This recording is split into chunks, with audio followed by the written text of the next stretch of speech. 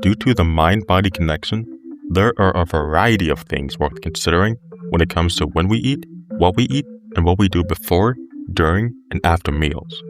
For example, oral health predicts cognitive changes. Bacteria associated with gum disease have been found in the brains of Alzheimer's patients, and studies show that having fewer than 6 teeth significantly increases the risk of dementia.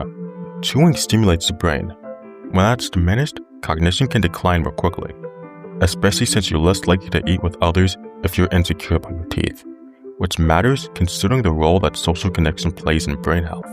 Thus, it's crucial to remember the importance of daily personal hygiene. Other noteworthy facts are that protein promotes satiety, meaning it reduces hunger by helping you feel full, that walking before and after meals can be a great way of increasing steps, lowering stress levels, and even supporting digestion, bowel motility, and reducing bloating, that distracted eating can make it harder to recognize hunger and fullness cues, that you should follow a front-heavy distribution by eating progressively smaller meals and eat at around the same times every day. The secret to maintaining or improving your cognition as you age isn't consuming any so-called superfood or substance in particular. Even so, there's evidence that suggests Alzheimer's and dementia are less likely, perhaps by 40%, if one mitigates risk factors like diet. The Mediterranean diet or the MIND diet can provide guidance. Whether you switch out some of the ingredients on your plate or explore new eating styles entirely, there's a lot you can do to help slow memory decline as you age. An excessive intake of sugary drinks increases the odds of developing type 2 diabetes, which has been shown to increase the risk of Alzheimer's disease.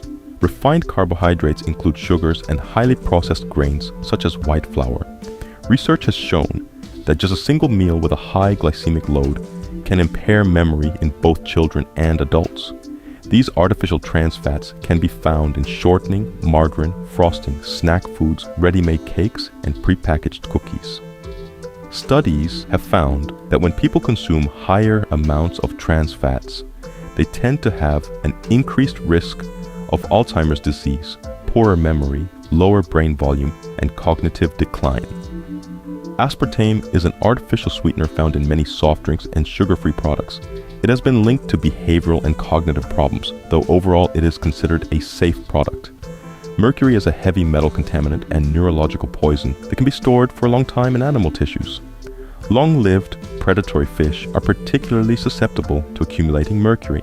Savory breakfasts are often superior to sweet ones. Popular staples like sugary cereal, bagels, and muffins give you a boost of energy shortly after eating, but as refined carbohydrates, they won't keep your energy level steady, and you'll be hungry again soon. Protein-rich foods like whole wheat toast and oatmeal can increase your levels of tyrosine, dopamine, and norepinephrine, which will increase your alertness. Complex high-fiber carbohydrates, such as fruit, whole grains, and starchy vegetables, digest more slowly than simple carbohydrates. This makes you feel fuller longer, and your body can better control its blood sugar. Veggies first, then protein and fats, and finally the carbs. This prevents spikes in blood sugar and promotes satiety earlier in the meal. The majority of studies do not show a clear benefit to eating before short-duration aerobic exercise or intermittent exercise like HIIT. However, some studies have shown that eating before exercise improved performance. Consuming slower digesting carbs or eating several hours before exercise may benefit long-duration performance. Getting nutrients in the hours around exercise is important. If you don't eat before exercise, try to eat soon after exercise. Consuming protein can help repair your muscles and other tissues, while carbs can help restore your glycogen stores. Personal preference should determine whether you eat before or after exercise. Eating before exercise may be more important for high-level athletes and those who exercise for long durations, but most can reap the benefits of exercise regardless. While it generally takes 2 to 4 hours to fully digest a meal, waiting 1 to 2 hours after a moderate-sized meal, and 30 minutes after having a snack should be sufficient before exercising to avoid side effects. Fat, protein, and fiber digest more slowly. Those practicing endurance sports may want to wait longer and need to incorporate fast-digesting carbs during workouts lasting longer than 1 hour.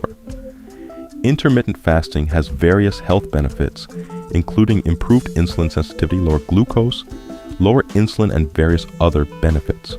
Eating more often also doesn't improve blood sugar control. If anything, eating fewer meals is healthier.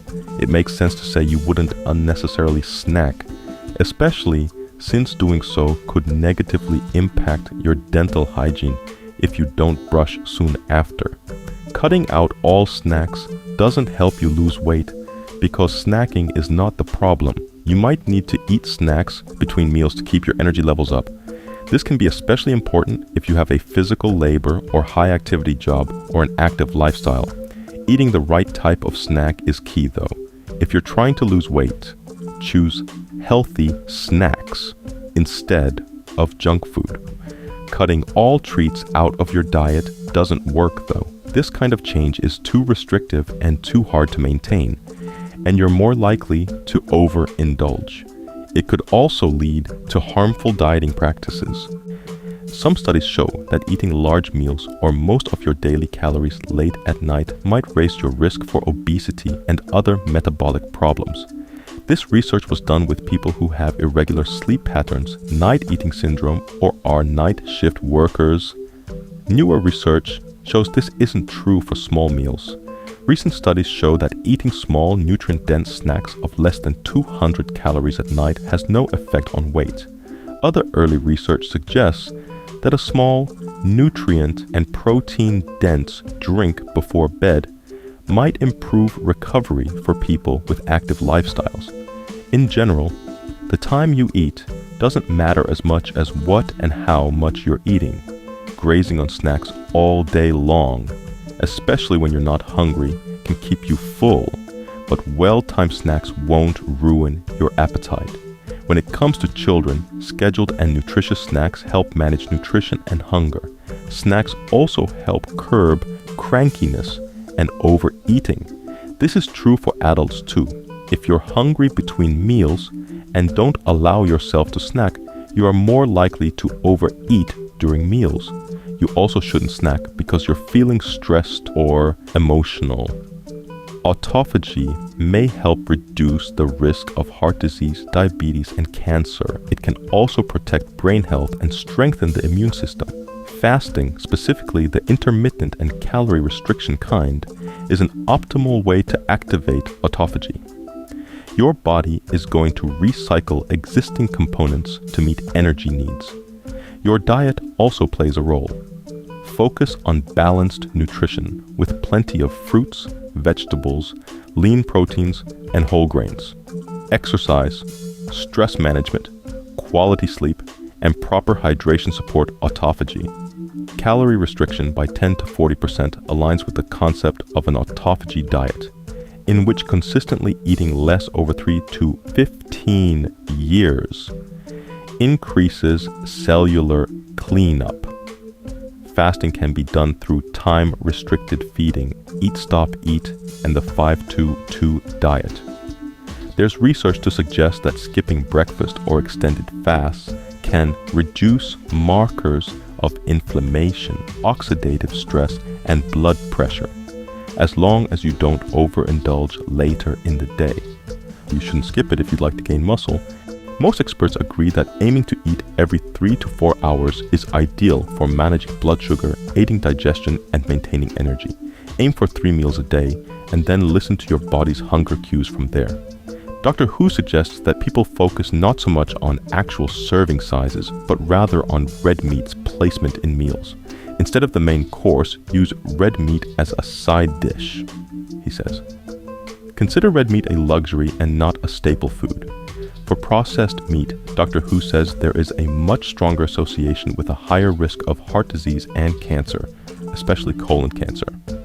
The most vibrantly colored fruits and vegetables are the richest in vitamins, minerals, fiber, and antioxidants. Dark green leafy vegetables have the highest concentration of antioxidants and fiber. Eating an orange a day may lower a person's depression risk by 20%. That might be because citrus stimulates growth of Faecalibacterium prausnitzii, F. prausnitzii, a type of bacteria found in the human gut, to influence production of the neurotransmitters serotonin and dopamine, two biological molecules known to elevate mood. The citrus bit connects to how many people drink lemon water in the morning for energy.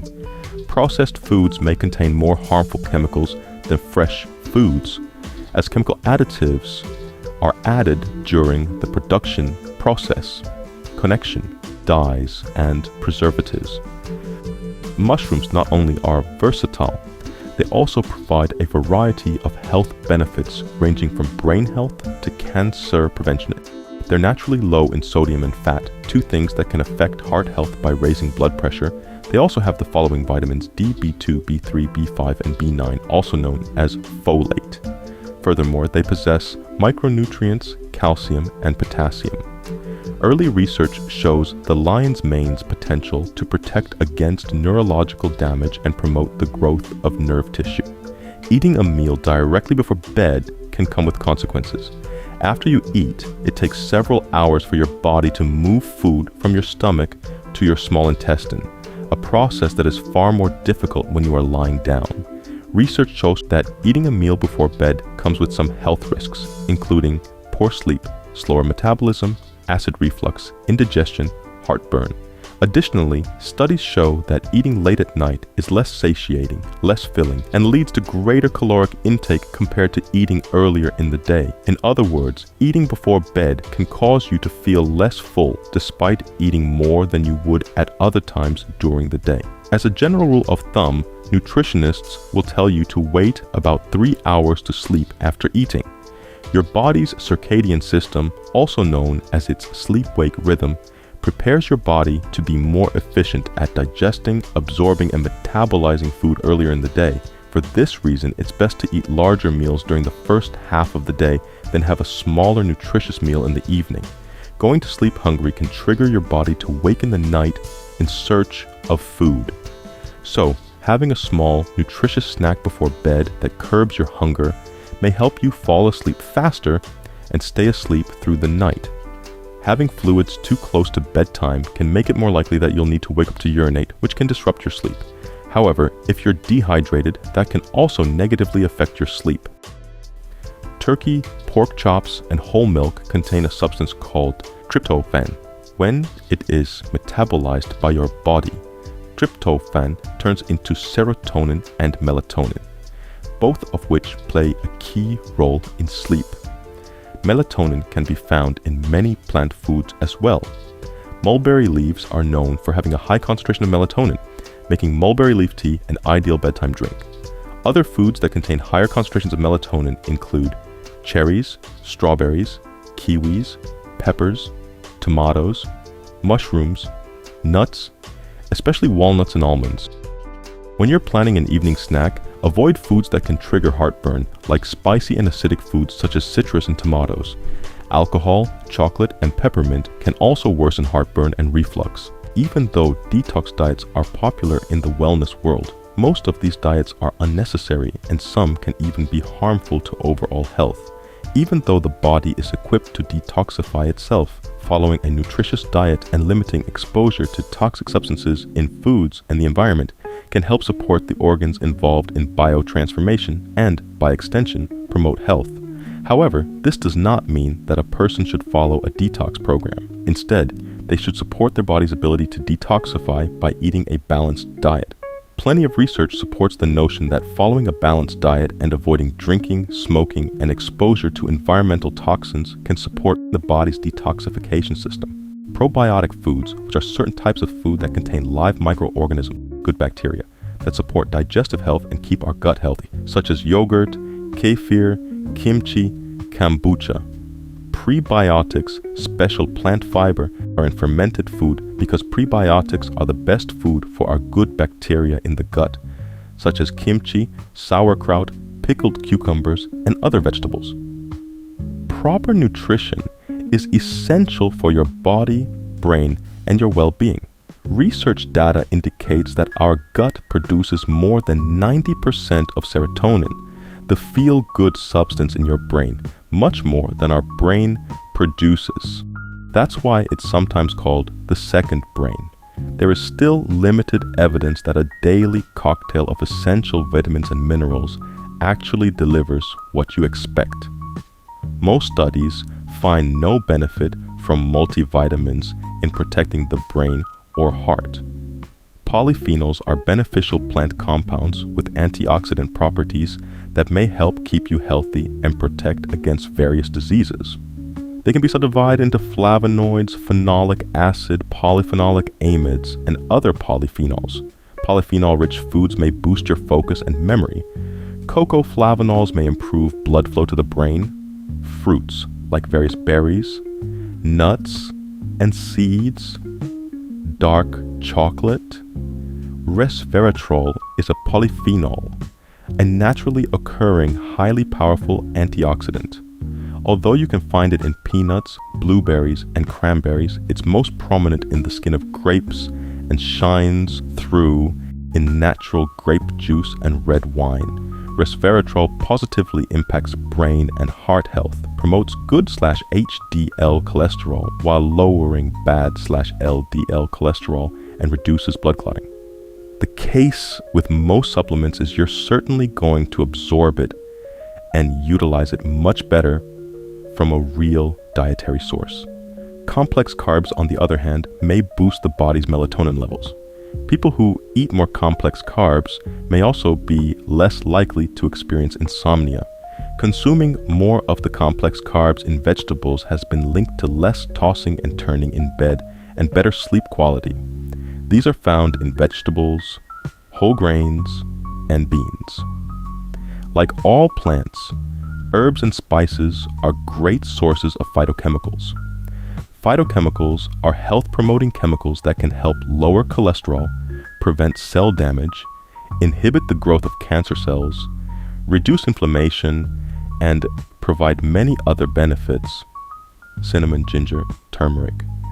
Black pepper offers some benefits, but so do garlic, onion powder, chili peppers, sage, and oregano. Up to 70% of our brain is made of fat. Fat is very important for proper brain function, but it needs to be the right kind of fat. We need to get enough omega-3 fatty acids because these are the essential building blocks of our brain, and they're important for learning and memory. Omega-3 that's also found in large amounts in fatty fish, such as salmon and sardines. Another type of omega-3 is available from plants such as ground flax seeds, chia, and walnuts. The fat you want to avoid in large amounts is saturated fat such as butter, fatty meat, whole fat dairy products, and coconut oil. Also consider how proteins like choline promote brain function and can be found in peanuts, beans, cauliflower, spinach, and especially eggs. 100% whole grains, beans, fruits, and vegetables are packed with vitamins, minerals, and antioxidants. These nutrients not only fuel the brain, they also protect brain cells against damage from free radicals released from pollution, stress, and just being alive. Regarding seed oil misinformation, the consumption of vegetable oils increased drastically in the last century. While some vegetable oils have been linked to health benefits, there are concerns about the excessive intake of omega-6. Calculate your personal hydration baseline. Take your weight in pounds and divide by 2. That's your daily water target in ounces. A 150-pound person needs about 75 ounces of water daily for optimal brain function.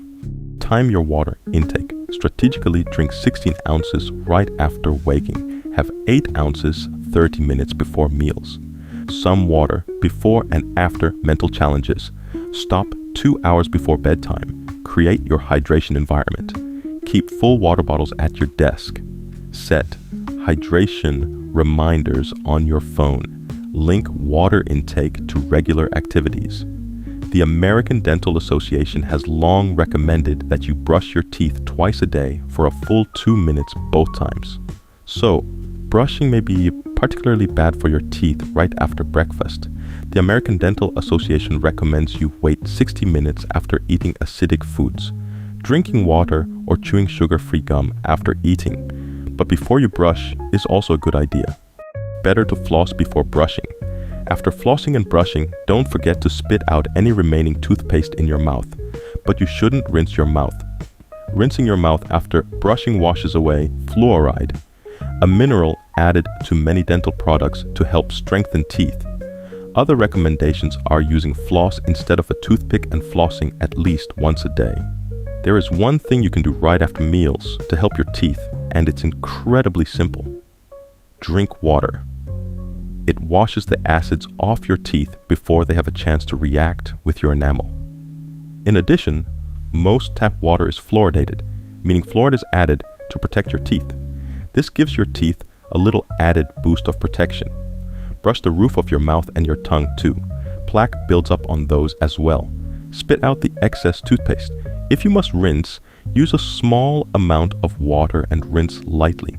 The idea is to keep as much fluoride on your teeth as possible. After that, don't eat or drink anything for at least half an hour. Give that fluoride and saliva time to work and protect your teeth. After that, you can use a fluoride mouthwash for extra protection. A regular manual toothbrush should be replaced every 3 to 4 months. Most electric toothbrush heads should be replaced every 3 months. While it's true that toothbrushes can contain germs, most people do not need to worry about getting a new toothbrush after being sick. Unless you have a compromised immune system, the germs from your toothbrush should not reinfect you with an illness. This is even true for bacterial infections like strep throat. Signs that your toothbrush needs to be replaced include bristles are splayed beyond the width of the base of the toothbrush. Bristles are permanently curved. Bristles are very soft to the touch. Experts recommend brushing your teeth for 2 minutes twice a day and choosing a toothbrush with soft bristles. Bristles that are too soft or splayed out cannot effectively remove plaque and soft debris from the teeth. Over time, plaque and debris build up, leading to tooth decay, gingivitis, and other oral health problems. Never share your toothbrush. Thoroughly rinse your toothbrush in tap water after brushing. Do not soak your toothbrush in mouthwash or disinfection solution. Store your toothbrush on the counter as opposed to in a closed container. When we are sleeping, our salivary glands stop secreting saliva, and opportunistic aerobic bacteria that cause gum disease and cavities increase their activity. You can use mouthwash in the morning and night, but don't use mouthwash after brushing, since that washes away the toothpaste. As far as toothpaste goes, it's always best to stick with fluoride formulas. At the very least, avoid whitening or charcoal toothpaste, which are highly abrasive. Also, brushing too hard may cause gum recession and sensitive teeth. Having too much water too close to the meals can dilute digestive juices and hinder nutrient movement. Drinking some water 30 minutes beforehand will lessen overindulgence and speed up the digestion process. Sipping water during and immediately after a meal can facilitate the digestive process. Wait 30 to 60 minutes before drinking large amounts. Dehydration, on the other hand, can lead to constipation and disrupt the gut microbiome's balance. This imbalance can result in digestive issues and even impact your immune system. Drink when thirsty and adjust water intake according to personal preferences and physical needs. Much of the published research about caffeine suggests that it is beneficial in moderation. Potential upsides: weight loss, alertness, sports performance, lessened risk of Alzheimer's and Parkinson's, enhanced post-learning memory, and lower risk of stroke. Luckily, coffee and green tea are loaded with antioxidants called polyphenols. Juicing often involves using a machine to take out the juice from fresh fruits or vegetables. The liquid contains most of the vitamins, minerals, and plant chemicals found in the fruit. But whole fruits and vegetables also have healthy fiber, which is lost during most juicing. Some people think that the body can absorb nutrients better from juices than it can from whole fruits and vegetables, but that usually isn't so. Other people try short-term diets that consist only of juices made from fresh fruits and vegetables. These are called juice cleanses or fasts.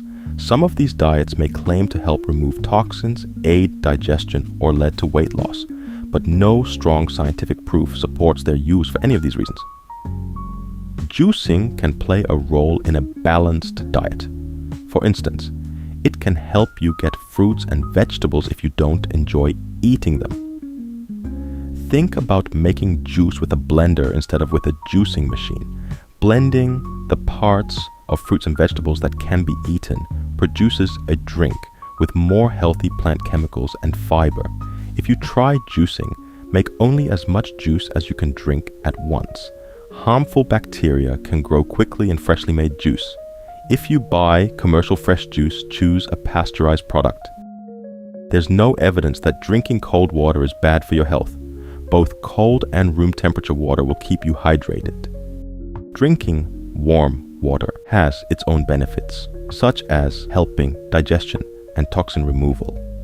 An old small study showed that cold water thickened nasal mucus, while more recent ones showed it triggered migraine in people who already experienced it. In the first study, warm water was shown to help people breathe more easily, meaning cold water may make congestion feel worse if you have a cold or the flu. According to a 2012 study, drinking cold water during exercise can help keep your body from overheating and make your workout session more successful. Drinking plain water, no matter the temperature, has been associated with lower calorie intake throughout the day. Drinking water as an alternative to sugary beverages is good for your digestion. Drinking water that's cold may help you burn a few extra calories as you digest it, because your body has to work harder to maintain its core temperature. But it's not likely that drinking cold water is a powerful jumpstart tool for weight loss. Drinking warm or hot water has been found to make you less thirsty. This can be dangerous on days when your body's trying to keep cool by losing water through sweat. Still, warm water can help digestion, aid in circulation, and speed up toxin removal. Conversely, you probably shouldn't drink cold water if you have a chronic condition that results in slower digestion.